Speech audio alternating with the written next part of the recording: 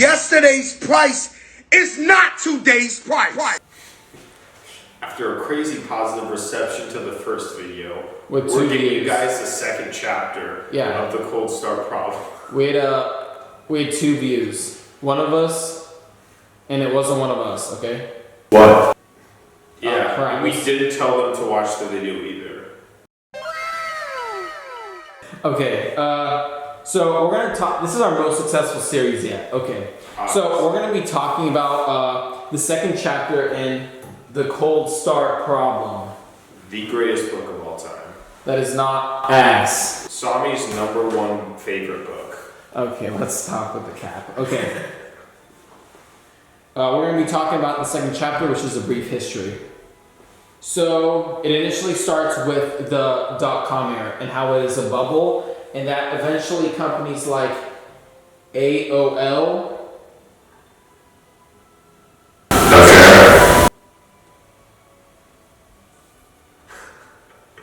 Finish your goddamn sentence. You can speak. No, I'm not saying it. What? Okay, it talked about initially how there was the .com era and how it formed a bubble, correct? And that its peak was with AOL and some other company that probably no one cares about. The whole point is, what do you have to say about that? Nothing. Come on, try to do something a little more pointed. Okay, what's another bubble that you feel is the same as the .com bubble now? Do you want to talk about the crypto bubble and how there's so many projects doing stupid things? Because we may be one of those projects, we just don't know it yet. It's like we go to market and it's like, wow, no one needed this. What a dumb idea. But there's no way of knowing. Did you know Mark Andreessen said he doesn't believe in stupid ideas anymore? He's just like, if the person is smart enough, then I believe they can execute on an idea no matter how stupid I think it is. Oh, so it's the person of it, it's the people. Well, it's like the idea's like a lens to analyze the person and whether to invest in them or not. Okay.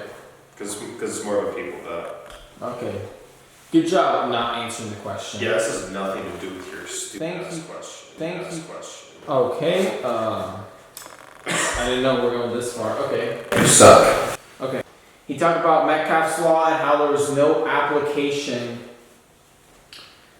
Metcalfe's Law sounds good in principle, but when put into action, it is not that effective. Well, it paints an incomplete picture, doesn't it? Huh, say it again? It paints an incomplete picture, doesn't it? Exactly. Like what I think Metcalfe's Law, the formula is as follows. It's like the value of a network is the number of nodes squared. Exactly. So if you have 2 nodes in the network, it's 4, 10, 100.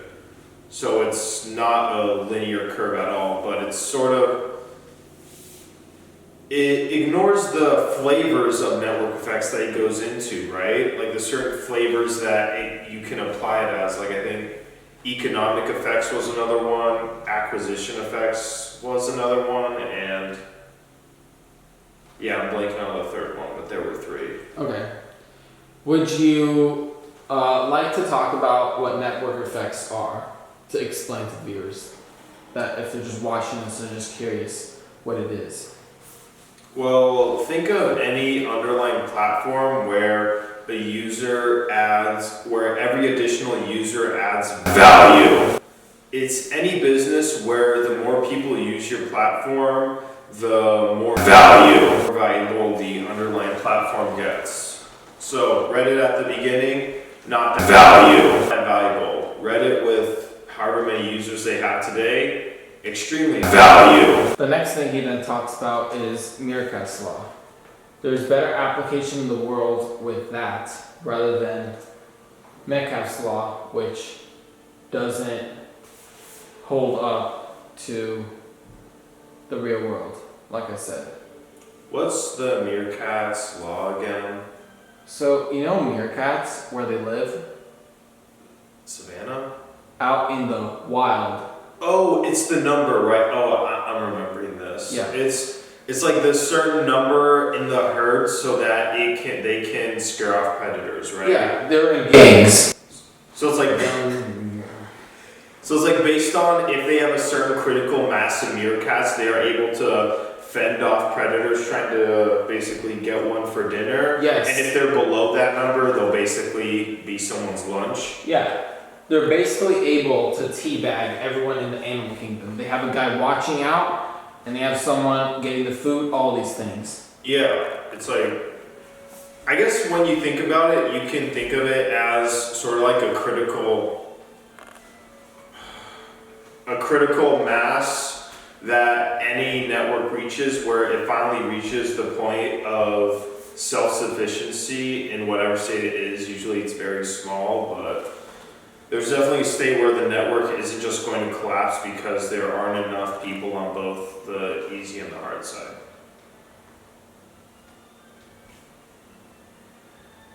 Would you like to talk about how the importance of an allele threshold and the difference between that and the carrying capacity?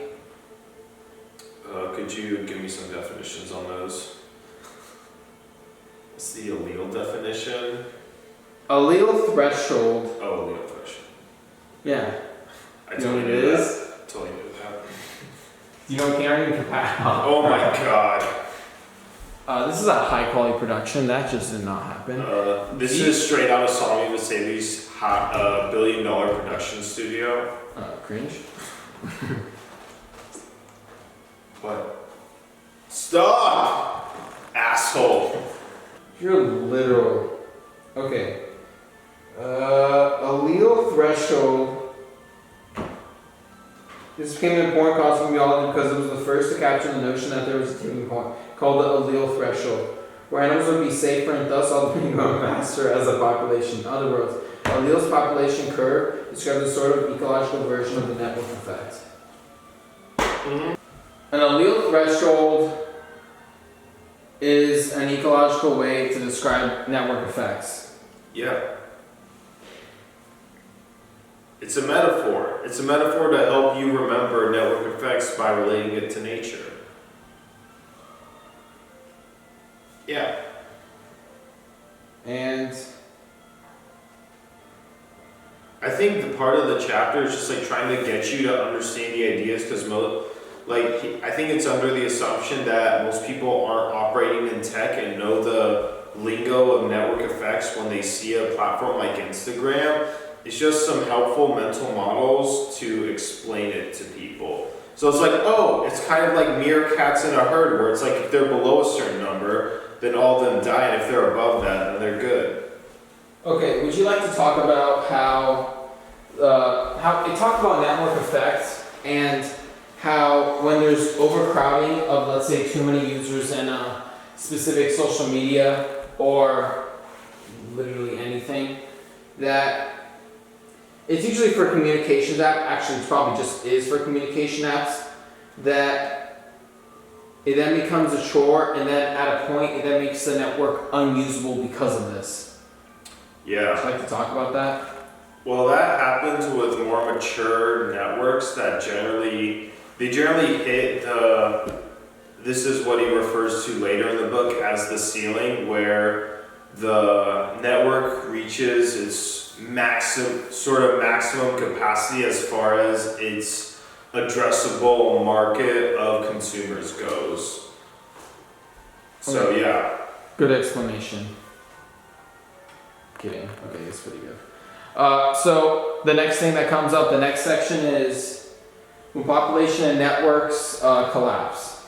When that happens, the example used in the book that is great. Was it mine? No, that's It talked about San Francisco, right? Well, it talked about this city that pretty much got teabagged so many times. They did it to themselves. They had like some of the richest people living there and some They of the still biggest do. value creation. Well, they still do, so. I mean, but like, we're talking about a trend though.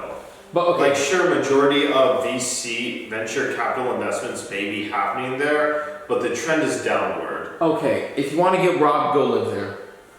Point Literally, taxation-wise, and literally in the street. No. I'm talking about literally getting robbed and having to fix your car door every other week. Point is, San Francisco had a metric crap ton of sardines that they were fishing out, and eventually, after a few decades, it eventually fell to 17 tons when they were actually before getting 800 million tons. Massive difference. The whole point is that since they were overfishing the area, or you could say in a technological sense, it became oversaturated with people. Same thing happened with, what's that app called? Probably TikTok or No, Instagram. not TikTok. People still use TikTok. No, I would say Facebook. It was a bunch of smart people were on it.